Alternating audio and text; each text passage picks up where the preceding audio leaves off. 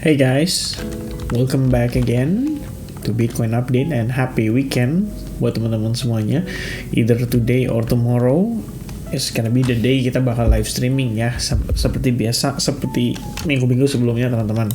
But as a token of appreciation, karena saya cek di live streaming sebelumnya sebenarnya belum sampai sih ke target likes yang diharapkan. Jadi ya semoga nanti live streaming berikutnya targetnya tercapai guys ya, supaya kita bisa discuss seputar altcoins juga ya. Ada satu live session yang mungkin lebih banyak ngebahas tentang altcoins ya.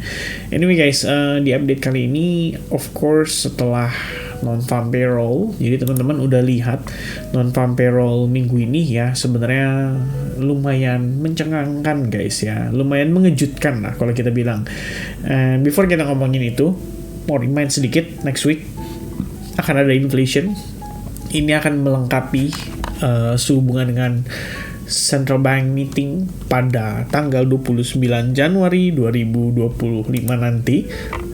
So Anda harus perhatikan tuh ya untuk data inflation next week. Nah, di minggu ini teman-teman ya, apa yang menarik? Jadi kita udah sempat ngebahas, I think in the previous video atau live streaming kayaknya ya teman-teman. Saya lupa sih karena banyak banget saya ngebahas tentang market ya guys ya. Kadang saya lupa bahasnya di SAG atau bahas di YouTube juga teman-teman.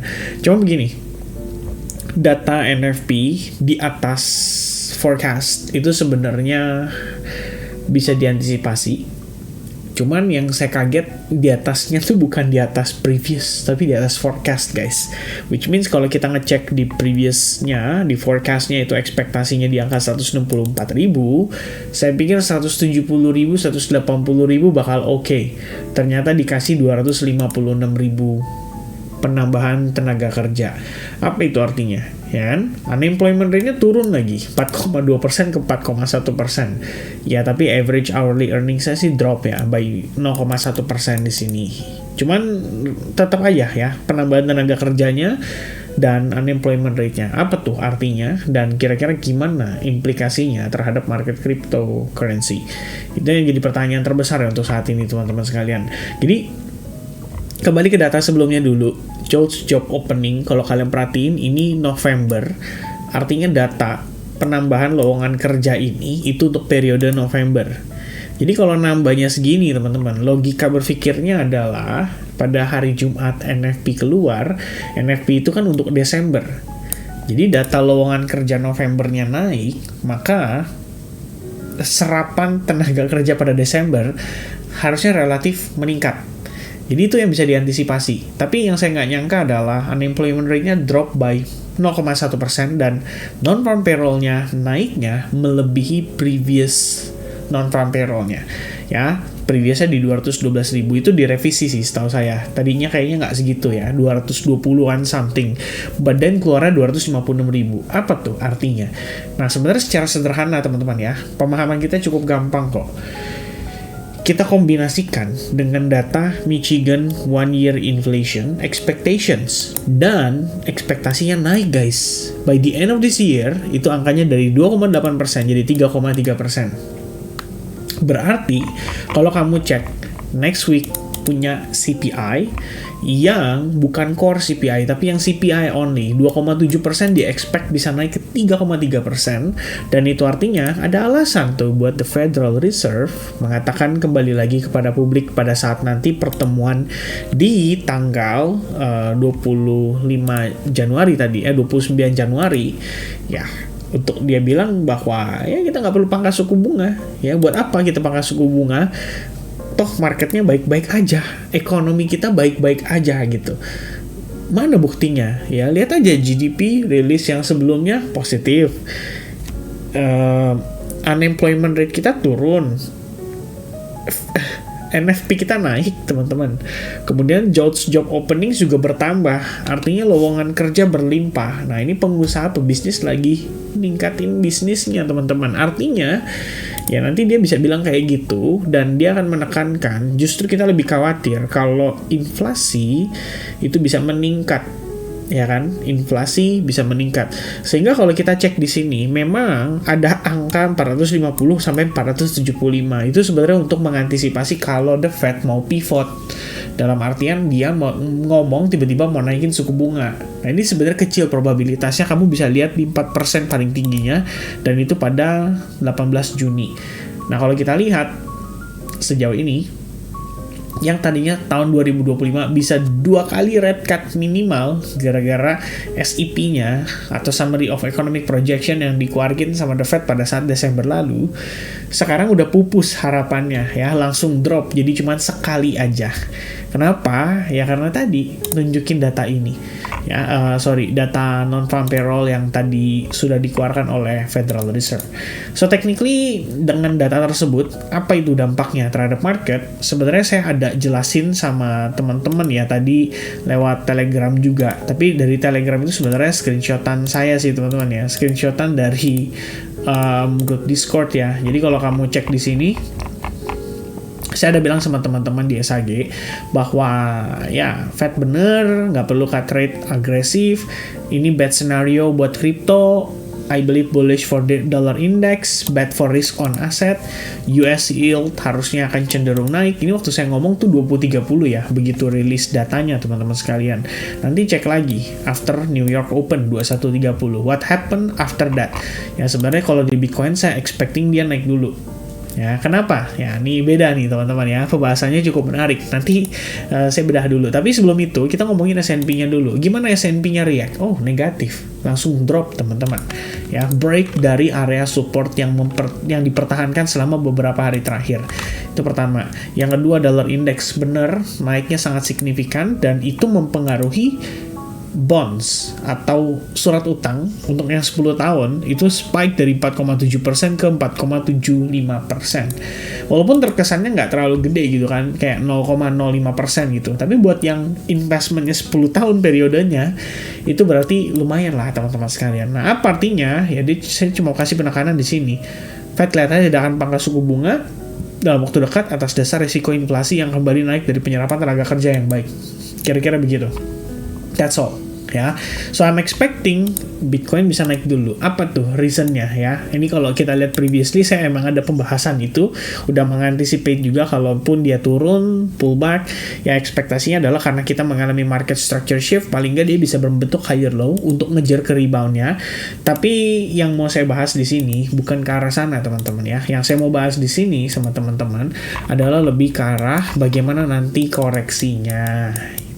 Ya. Jadi kalau kita ngelihat dari perspektif weekly, we have this fair value gap. Oke. S&P 500 kelihatannya closingnya akan bearish ya. On the weekly perspective sebenarnya kamu bisa tambahin EMA 21 yang mana EMA 21-nya di sini benar-benar menjadi kunci ya untuk S&P 500 stay bullish. Tuh ya, untuk S&P 500 stay bullish. Or maybe a moment before Donald Trump naik, kita bisa ngelihat dia koreksi terlebih dahulu, and then Donald Trump naik for the rest of the weeks and months, baru kemudian ada possibility untuk S&P 500 bisa rebound lagi. Tapi kecil peluangnya karena market harus adjusting ekspektasi mereka gara-gara perubahan suku bunga ini, dan ini sebetulnya lebih ke bearish scenario. At least buat short termnya ya, kita bisa considering kalau bagaimana S&P 500 dan Nasdaq di sini, walaupun kita ngelihat secara keseluruhan strukturnya masih bagus, namun tidak bisa dipungkiri efek dari NFP hari ini harusnya akan cukup berdampak bagi risk on asset selama kalau kamu cek US 10-year yields itu masih naik ya di angka 7,6%. Jadi kalau kita lihat di sini, Anda perhatikan dengan seksama ya. Seandainya kita ubah chart ini jadi weekly, kemudian saya tambah comparisonnya berupa Bitcoin USD dengan chart yang seperti ini. Nah, teman-teman sebenarnya bisa perhatiin ya, kalau misalkan pergerakan daripada bonds di sini, terutama untuk yang 10 tahun, kalau misalnya kamu lihat suku bunganya naik, di sini ada kecenderungan ngebentuk atau membuat Bitcoin itu mengalami koreksi atau pelemahan. Ya, adapun di sini kondisinya seperti ini pernah terjadi. Ya, memang marketnya nggak turun, tapi at least Bitcoin sideways atau konsolidasi. But if you take a look here, kita ngelihat dia turun. Di sini ada pergerakan yang sangat impulsif terjadi pada Bitcoin. And ya kadang-kadang kondisinya bisa juga begini guys ya. Jadi Bitcoinnya koreksi, ininya turun. Tapi technically sebenarnya kalau misalnya kita tambahin S&P 500 ini lebih connect ya teman-teman, lebih kurangnya. Dan atas apa yang terjadi saat ini, kalau kita lihat yang benar-benar saat ini banget, jadi kita ubah ke chart daily untuk keduanya, ya teman-teman bisa cek ya bahwa Bitcoin recently itu ketahan juga sejak di sini sudah mulai nanjak teman-teman sekalian tuh. Ya, jadi ya one of the good news adalah as long Bitcoin bisa maintaining di atas level krusialnya saat US government yield lagi dalam keadaan naik. Now think again teman-teman, what will happen with Bitcoin ketika satu titik US 10-year bond di sini start consolidating dan start reverse? Apakah dia bisa reverse dalam waktu dekat? Kelihatannya susah karena efek dari sini di mana suku bunga tinggi ikut mempengaruhi surat utang, biasanya begitu. Namun at the same time, nah, ini sebenarnya kuncinya teman-teman sekalian ya. Bayangin dulu, Donald Trump itu ngomong kemarin, suku bunga terlalu tinggi. Ya. Itu artinya dia juga ngerti, kita mau bayar utang Amerika, ya kan? Tapi kalau suku bunganya tinggi, berat bayar bunganya, coy. Ibaratnya begitu. Kenapa? Karena surat hutang berharganya, bunganya lumayan, guys. Interestnya lumayan, yang harus dibayarkan tuh lumayan. Nah, itu sebenarnya harus ada concern di situ, sehingga Donald Trump pun saya rasa mengerti resikonya adalah market bisa masuk ke resesi ekonomi, atau worst case scenario adalah, Anda tahu dong, pernah dengar istilah US government shutdown? Nah, ya ini US government shutdown adalah ketika US government nggak bisa bayar utangnya. Ya, gimana cara dia bayar utangnya? Ya, ngutang lagi teman-teman. Makanya naikin debt ceiling, ngutang lagi untuk bayar utang orang. Ya, kayak gitulah ya, gali lubang tutup lubang. Sampai akhirnya dia punya, ya kita bisa bilang US Treasury ya, atau Treasury-nya ya surplus gitu. Jadi selama defisit ya susah ya, mereka nggak bisa bayar hutang. Makanya kalau kita lihat US debt clock nih, ini angkanya crazy guys ya. Naik terus, tok ya tuh naik terus tuh 36 triliun ya, 36 triliun dolar, dan terus naik tuh 200.000 ya, 300.000 terus naik karena ini ngitungin utangnya nih ya. Di sini ada federal tax revenue atau pendapatan dari pajak, kemudian ada income tax revenue dibagi lagi, diatur lagi payroll tax revenue ya, corporate tax revenue, kemudian di sini ada US total interest yang harus dibayarkan ya, atau yang sudah dibayar teman-teman sekalian sekitar 5 triliun dolar ya, interest per adult sekitar 9 ya. Teman-teman liatin nih ya, nih menarik sekali ya kan. Jadi kalau kita ngelihat kondisinya saat ini, ya sebetulnya ini adalah langkah yang saya pikir ya bisa dibilang cukup rawan ya. Kalau misalkan The Fed memutuskan untuk dia pertahankan suku bunga tetap tinggi untuk beberapa waktu ke depan. Memang resiko yang inflasinya yang sebenarnya harus mereka perhatikan. Kalau misalkan mereka tidak lakukan itu, ya mungkin apa yang disampaikan oleh Michigan One Year Inflation ini bisa terrealisasi. Artinya angkanya bisa benar-benar di angka 3,3% atau naik. Dan ketika itu naik, ini nggak diharapkan oleh Federal Reserve. Kenapa? Karena mereka ngotot pengen ngejar ke 2%. Nah, sebenarnya dengan kondisi soft landing ini sendiri ya, mereka punya kesempatan untuk lebih mempertahankan suku bunga tersebut, dan mungkin lihat lagi ya nanti Januari, Februari, Maret gimana tuh kira-kira impact-nya terhadap perubahan ya stance yang diberikan oleh Federal Reserve pada pertemuan Desember lalu. Dan kita harus ketahui juga kalau misalkan ya seperti yang saya katakan di previous video update ya, suku bunganya udah dipangkas 1%, efeknya nggak mungkin langsung, pasti akan butuh waktu, dan mungkin mereka akan reassess dan lihat lagi Januari, Februari, Maret kayak gimana. Plus dalam tanda kutip, tunggu kebijakannya Donald Trump. Di situ udah clear apakah bisa mempengaruhi inflasi secara jangka menengah dan panjang, baru kemudian mereka tentukan lagi planningnya bagaimana. Ya, saya rasa akan bergantung pada akhir bulan ini, yaitu Donald Trump naik dan kebijakan apa yang akan diambil. Ya, kira-kira begitu. So, kenapa tadi ketika saya ngelihat datanya keluar, walaupun ya kita mengambil kesimpulan bahwa Bitcoin bisa turun teman-teman, risk on asset bisa turun, tapi kenapa saya expect Bitcoin untuk naik dulu? Sebenarnya ada kondisi yang cukup menarik kalau teman-teman lihat ya, S&P 500 dan Bitcoin ya. Technically Bitcoin somehow dia bisa bertahan di atas area support di saat S&P 500-nya lagi break di bawah area support. Nah, ini yang menarik teman-teman sekalian. Kalau saya berpikirnya saat ini, saya kembali lagi ke karakteristik lama daripada market crypto, dimana nggak sekali dua kali kita mengalami yang namanya apa, fake out dulu before kita ngelihat start reverse, ya kan? Di sini kita ada fake out ke atas, ambil liquidity, dia fake out ke bawah buat ambil liquidity. Nah, apakah sebelumnya pernah terjadi juga? Bukan pernah lagi ya, tapi sering banget guys ya. This one a fake out before dia reversal. This one a fake out before dia reversal, gitu kan? Di sini juga sama tuh. Sebelum dia naik ya, ini kan ibaratnya support, di fake out, habis itu baru dia naik. Ya, di sini juga sama. Nggak jauh beda teman-teman sekalian tuh ya, mau kamu pakai trend line, mau kamu pakai support line, sama aja ada fake outnya sebelum dia naik, dan sebelum dia turun sama ada fake outnya juga sebelum dia turun ya. Ini terjadi almost every time sejak tahun 2022 atau 2021 atau bahkan 2020. For example this one, mungkin Anda considering, wah ini kayaknya Bitcoin bisa nih ya untuk rebound ya kan, aman, ternyata di fake out and then Anda bisa lihat dia drop. Sangat impulsif. Di sini sebelum dia naik ada fake out before dia naik, ya kan? Dan sebelum dia reversal, guess what? We have a fake out. Nah, fake out itu tujuannya apa sih sebetulnya? Ya, kenapa sih fake out itu terjadi dulu sebelum akhirnya dia reversal?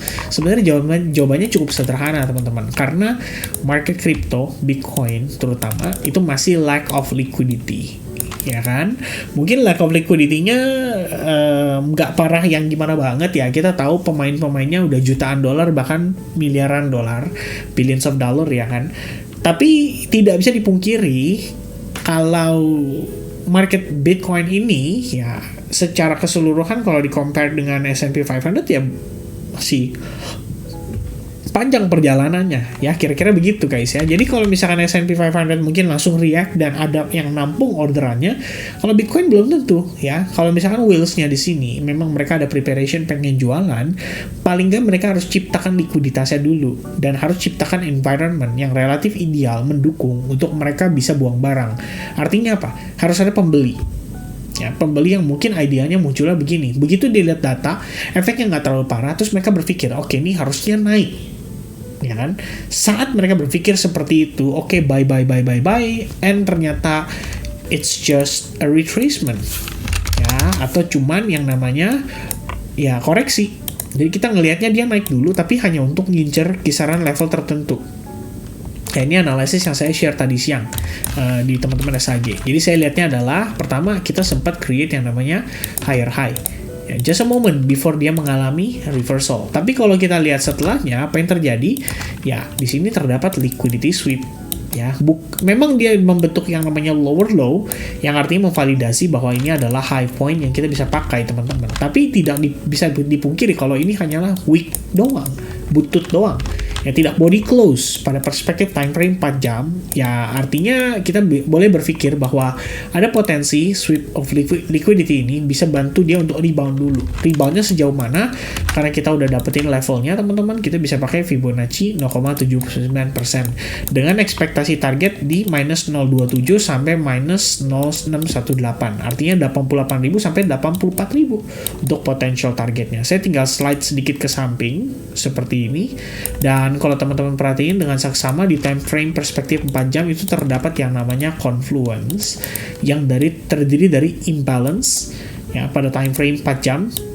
Low tidak ketemu dengan high, artinya itu imbalance. Saya geser ke samping dikit biar kelihatan. Nah, dengan Fibonacci 0,79% di kisaran $100.000.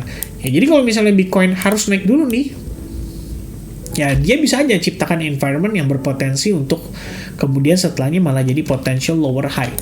Nah, nanti baru kita tambahin teman-teman ya dari sisi apa? Dari sisi trend line. Nah, ini tambahan confluence yang kita bisa pakai sebagai acuan. Kalaupun dia naik, mungkin ada probabilitas hanya untuk nyari lower high saja sebelum dia turun kembali. Ya, itu sebenarnya satu yang saya anticipate teman-teman sekalian. Dan kenapa saya katakan itu ya, karena technically di 15 minute-nya kita bisa ngelihat bahwa ya bull still in control. Ya, saya ada take highlight di situ, saya ada marking area 0,62% dan 0,79%, dan karena di sini kita udah punya new higher high, ya maka saya bisa tambahin lagi si dot yang warna biru ini di bagian bawah ya, karena technically kita udah punya yang namanya higher low. Dan saat ini gimana teman-teman? Ini cuman inside bar ya, jadi kita cuman konsolidasi Ya, saya rasa kita bakal masuk ke fase weekend seperti biasa. Bitcoinnya konsolidasi. Meanwhile nanti Bitcoin dominance biasanya cenderung turun. Pada saat itu terjadi berarti altcoins-nya ada kesempatan lah untuk lebih perform ya pada saat pergerakan di weekend. Nah, nanti mungkin teman-teman bisa lihat kira-kira price action apa saja yang mungkin sekiranya menarik dan bisa dimanfaatkan gitu ya untuk trading either jangka pendek atau bagaimana guys ya. So yeah, we're gonna take a look later on altcoins yang terpilih juga di video sebelumnya teman-teman sekalian. Nanti saya bakal cek lagi ya kira-kira apa yang akan menarik untuk dibahas. Dan for now, update saya seputar market itu utamanya sebenarnya lebih kepada update seputar makro biar teman-teman punya persiapan in case Bitcoin memang harus mengalami koreksi lebih jauh. Anda juga nggak panik dan Anda juga nggak kaget. Tapi itu memang wajar. Dan yang perlu di-highlight di sini adalah ingat guys, ini bukan Fed pivot ya, tapi Fed cuman mempertahankan suku bunga untuk tetap tinggi dalam periode yang mungkin lebih panjang. Jadi bukan dia melakukan yang namanya pivot. Pivot itu adalah kalau dia naikin suku bunganya. Nah, itu lain ceritanya dan market akan super duper bearish.